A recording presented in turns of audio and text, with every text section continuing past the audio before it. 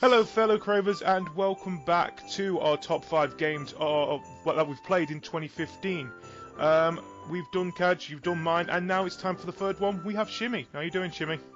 I'm doing very well, thank you. Now, I've got a feeling this is going to be very PC related. No offense, but you are one of our PC experts in Crave Your Game, aren't you? Yeah. Well, I did try to be unbiased and not be a bit stupid and use all the clauses. You just repeated the rules to me there. There was a few curveballs I could have thrown in, but I didn't do because I wanted my selection to also be relatable to everyone else as well. So don't worry, we had Kaj before you, so he tried to find every hole he could possibly find with the rules. Now, before we start with your top 5, I might as well just repeat the rules for people to know what they are.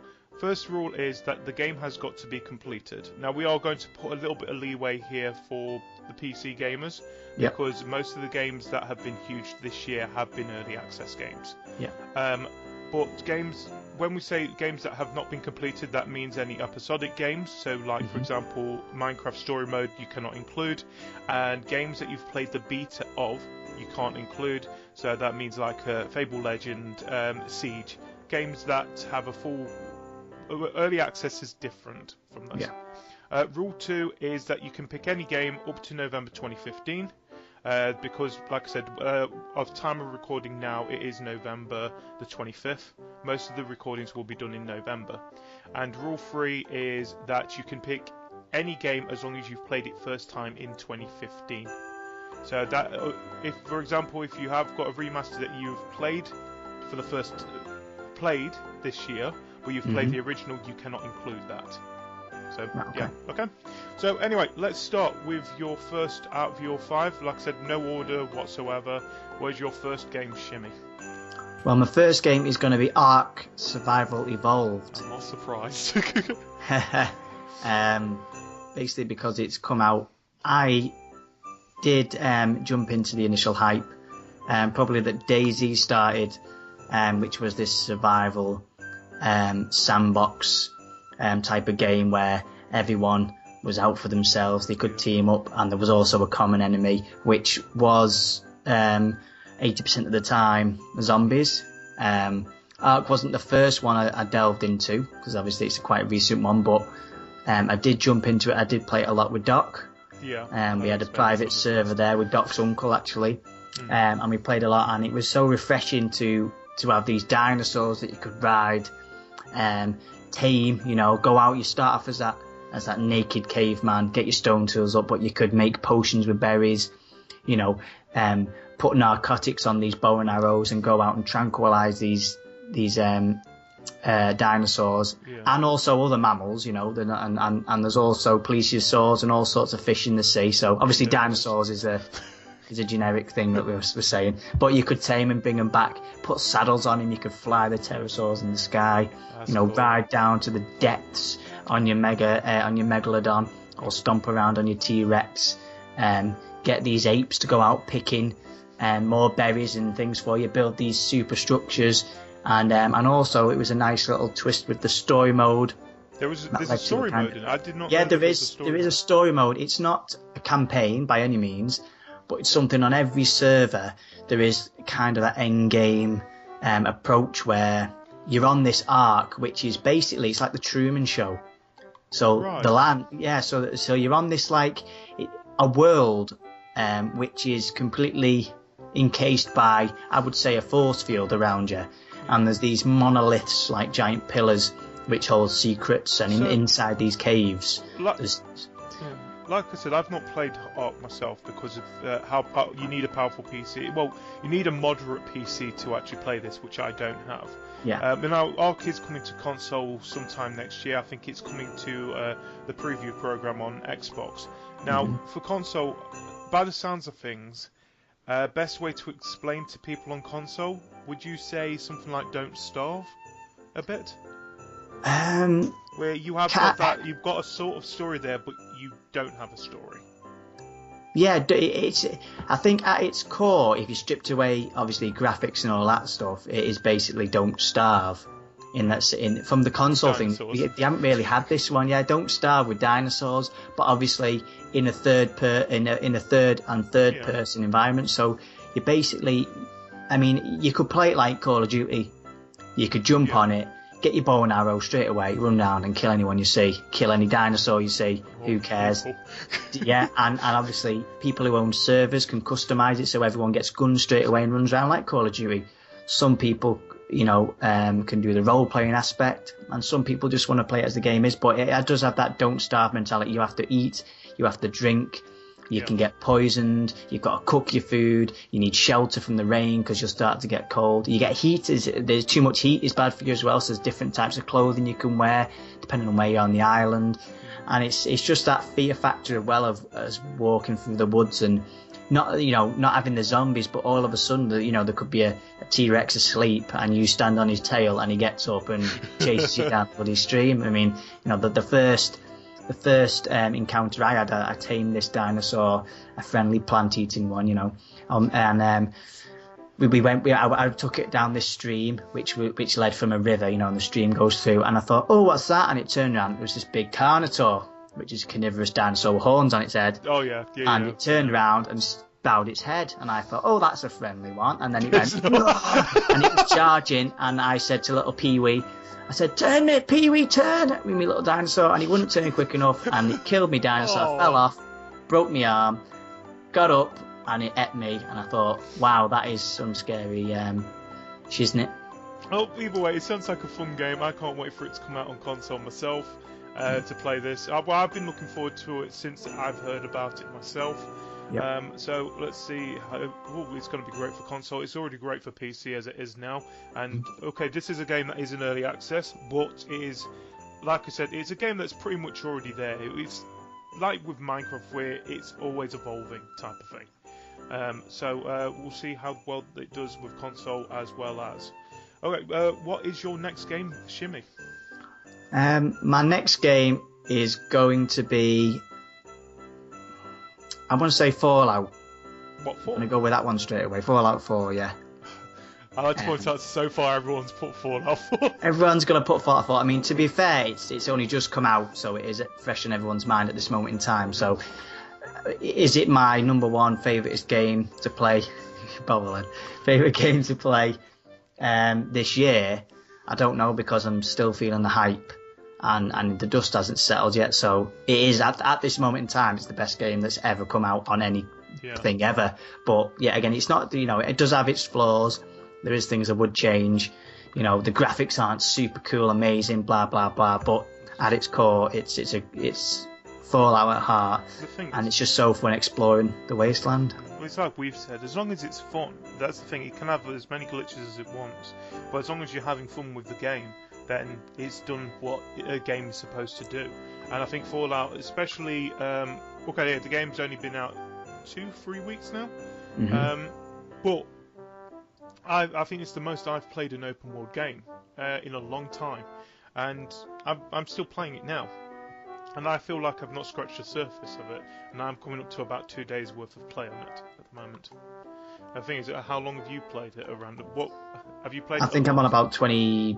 Nearly 30 hours now, I think. Yeah, so you've say that you've had quite a huge experience of it already. Yeah. But then you would also say you've probably just scratched the surface of it as well, haven't you? Definitely. Yeah. I mean, I've tried to even my time out across it from a bit of base building, a bit of roaming around, a bit of side quest, a bit of main quest, yada yada yada, trying out different weapons, seeing what's going on. I've even on computer, of course, you have access to the console commands. Yeah. So I've even been jiggling about with a few little cheats, or spawning in 1,000 dog meats running around, and etc. Going to a secret room with all the armor in the game and all that sort of stuff. So it's like the mods that are already available for it. It's like some people. This is a great thing about PC when it comes to especially Bethesda games, is that the mods do get there quite quick. And they always have that ability to make, if you do want a game that is more realistic, you can do that with a mod. It's like a lot of people have been complaining about the chat chat choices Yeah. in that game, or you can easily just change that in it. The thing is, with games like Fallout, they are great for PC for the fact of the mod side of things. It's like Skyrim and stuff like that. We've always said that's the reason I ended up getting Skyrim is because of mods. But yeah, I understand where people do get upset, and it is one of those games which is better for PC than console. It's a rare thing for me to say, but that's what I agree with. But I would still buy it on console for the fact it's what I feel comfortable with, if anything. Yeah, of course. I mean, I played the original Fallout 3 in New Vegas, and I did play Skyrim on the console and Oblivion before that, and I never got them on computer because I couldn't be bothered installing the mods. Yeah. But I did watch a lot of streams. I did have a lot of friends that used the mods and said, get it on PC. And I thought, no, I've already played them on console. You know, there's no point in getting them again. So I made sure when I got Fallout 4, I got it on my PC. I can play it on all the settings, and it looks great. You know, nothing offends me. Nothing's bad on the game. I've not even had a crash yet. Yeah. Loading times could be a bit. Yeah, we've got the same problem with console with the loading times. But yeah, again, I've got a dual monitor, so once something's loading, I can just go and quickly keep on reading a blog or Reddit or something. You know, watch the latest Crave the Game video. You see.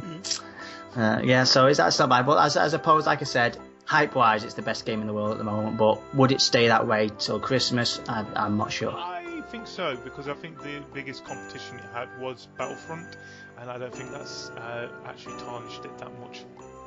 No, I mean, they are completely different styles of games, aren't they? I think that's the thing, yeah, with Fallout is a different style. I think there's no actual open... Well, there's Just Cause 3, but that is a different style of open world. Yeah, different style of open world. That's the crazy guns blazing. Exactly. Anyway, let's move on to your next one, because I don't know how long we've been talking with that one. So what is your third pick, Shimmy? Third choice, I'm going to go back. I'm going to do this one quickly as I can. I'm going back to sort of the early access. Now, this is a game that come out a few years ago, but has been completely relaunched. I think it was last November, and I only started playing it this year again, after everything is settled. It's early access again, same as Ark, but it's a game called Rust. And I wanted this because I think it's something that we could all play together as a community as well. I've been playing recently, was playing on a server, Rustification UK, and it's a medieval role-playing server, right? So it's taking all the guns out, all the metal buildings out, and everyone's just going to get in there. They're all role-playing, putting on daft voices, pretend to be different characters. Are you a knight? Are you a little, peasant boy running about? Are you a mercenary? And the immersion and the fun I'm having at the moment on that game is unparalleled to any other game I've ever played in my life. Basically because of the friendships you can make and the encounters you can have from just a simple game. And when it first arrived, they basically put the concept together years ago and said it's made by Gary Newman, isn't it? Who made Gmod? I don't know who made. I know he's the maker in the studio. Gary's mod. Yeah, Gary's mod. Well, Gary Newman, and he's the one that's got his studio and making this game. That's cool. And he made the game. He put zombies in it to keep the kids happy. He put guns in it to keep everyone else happy.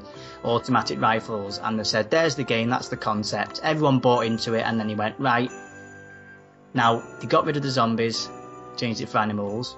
They got rid of the automatic weapons and got them to be like handmade, made out of bits of metal and wood. That's good. And then they actually scrapped the game and made a new engine with all these new ideas in and relaunched it. Still the same name, but this is the new thing, and the graphics are top notch. And the servers, it depends on the server. This is something else. I don't know if it could come onto console as easy as Ark could, because Ark's got the dinosaurs and stuff, but from a role-playing side and a big computer nerding side, it's just great fun to get on there and have a laugh with a gang of like-minded individuals, like we are at Crave the Game. We're all on the same wavelength. Yeah, we don't all have the same ideas, but we're all the same like-minded people when it comes to gaming, and we just want to have fun. And whether that's playing Fallout 4 on your own and talking to each other about it afterwards on a podcast, or playing Cards Against Humanity and having a right laugh at some of the horrible things that come up, God, which don't are go back to that, out please. of our character. But that's basically it, and it's I think it's just an amazing game to get in there and get your role play on, and have some good old fashioned fun. Well, it's like there's one thing. I think it was one of your videos that I saw. I think it was Rust. I think you ended up attacking a group of people or something like that, and then you started running away from them. They actually, I went to. Got you. I went to an airbase. This is on that server, an old abandoned airbase. Oh, don't worry. We've seen this as we're speaking at the moment. Yeah, we've seen it as we're speaking, and they actually seen me. And you're not supposed to kill on sight. KOS is banned. That's why I did the video to kind of show the admin and stuff what the bloody. And they all see me and went, get the and they're chasing me down. And I went into this safe zone, what I thought was safe, but the mod crashed, because it's still an early access game. Yeah. The mod's on, and I panicked and I said, back you bastards, I started hitting him with his sword, and he shot me and then stuck all my stuff, and I was angry, but it was that was a good experience, and I panicked, running away, and it was quite fun looking back, and I thought, oh, that's a great little moment, Yeah. Anyway, mate, it's time for your fourth, I think it is now.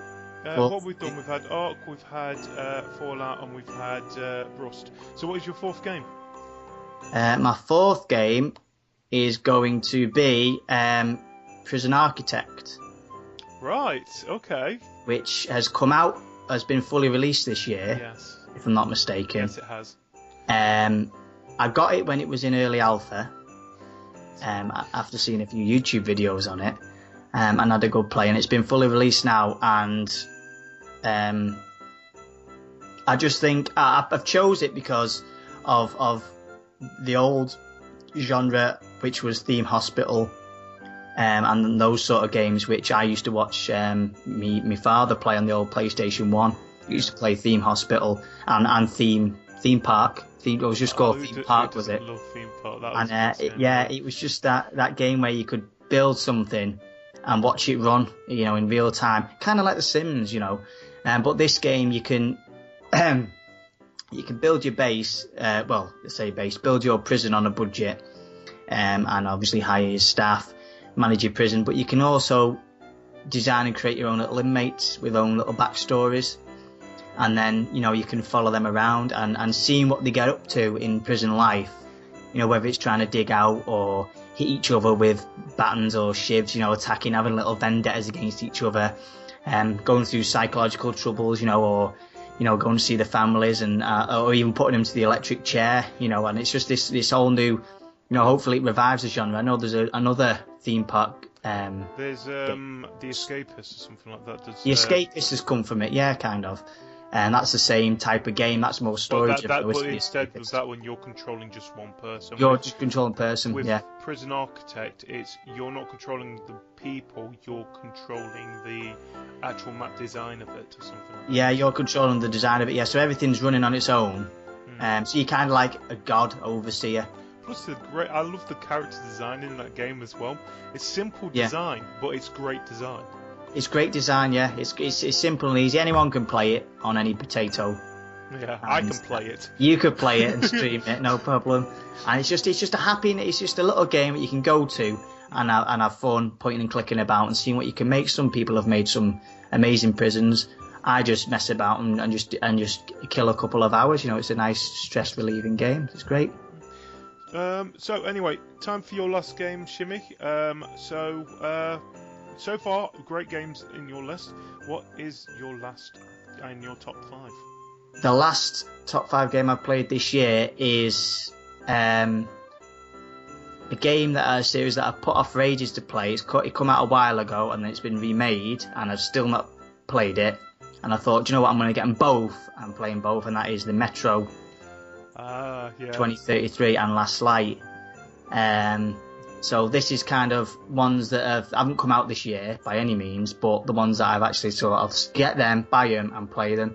And I played 2033, and then I played Last Light straight after it, and I think they're absolutely amazing. Some of the best games I've ever played. Well made. The story was amazing. It's got a bit of that horror element to it as well, with those scares and then the creatures. There's the survival aspect, sneaking about, and I just thought the whole game was so well made, and it was really an amazing experience to play, and I hope they do make more.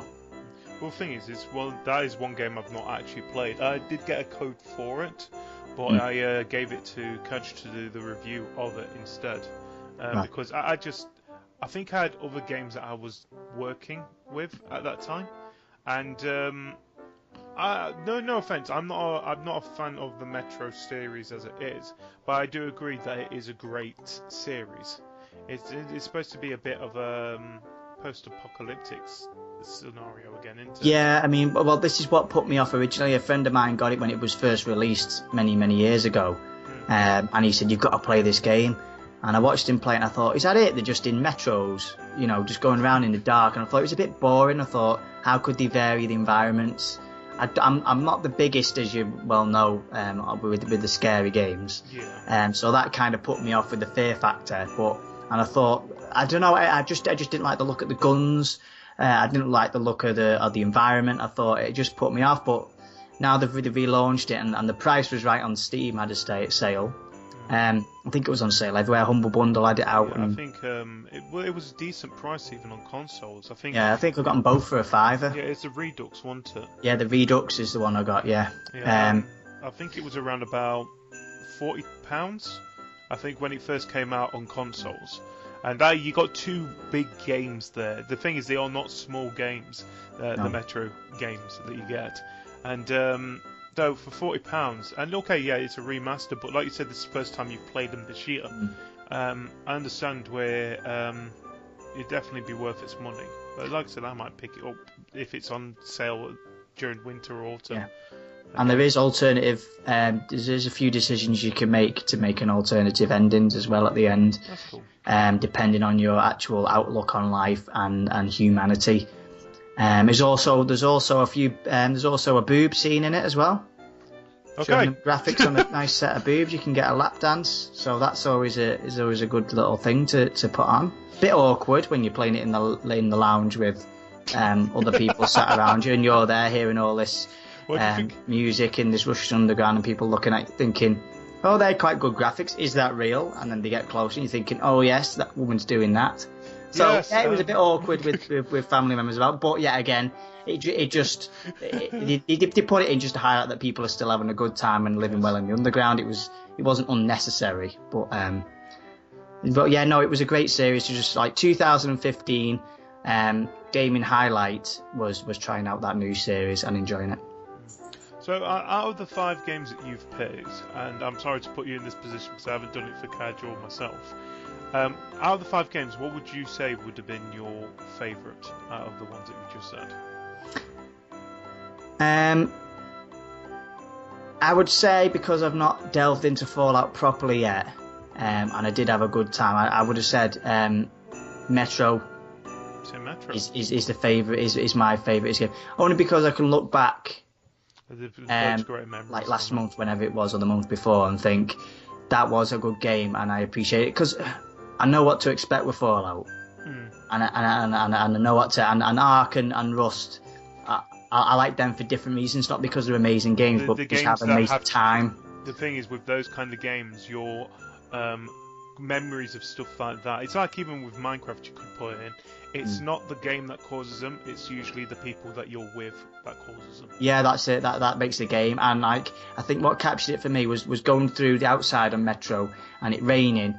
And I'm panicking, and you press the button, and he wipes the rain off his visor, scrub, yeah. And that was like, whoa, this is like a real life. That was unnecessary, any game would have had the rain not stick to your visor, so you keep going, but you could actually rub the rain off, and you have to keep checking your watch, and you actually felt like you was in the game. And I thought the graphics of the redo especially was amazing, the mechanics were amazing, it was a complete package for a good story-driven, obviously a linear story. Just going through the paces. You couldn't have a different time next time. It's not an open sandbox, but as a linear game, let's get to it. This is what Call of Duty campaigns should be like. They should just release the game separately away from the multiplayer and do a really good job of it. And charge the same for both of them. And charge the same for the both of them. Yeah, just have multiplayer. Just have the campaign separate. It's just 80 quid instead of 40 quid, mate. Yeah, but it's there. Yeah. So for the overall experience of a well-made game and something new that surprised me and I've enjoyed thoroughly, the Metro series. Really do. Well, Shimmy, thank you for joining me for your top 5 games, and thank you for listening to us. You can look in the link below for any of our other top 5 from other members of Crave Your Game.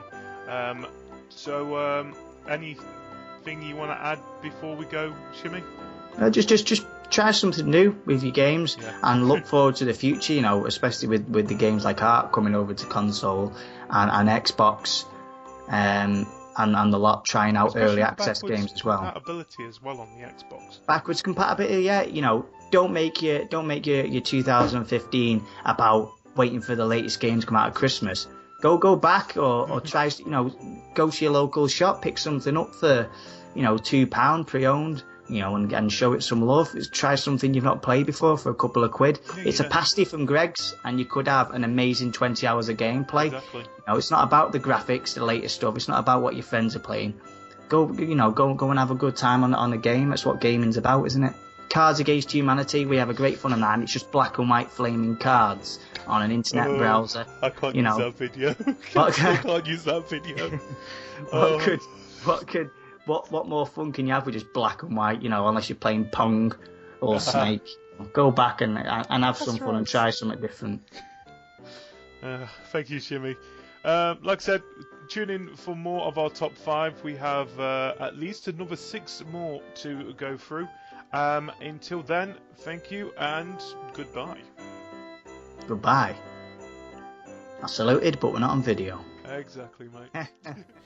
We had that survival horror feel to that game, and they did it with Revelations 2, especially after 5 and 6 came out, and Operation Raccoon City.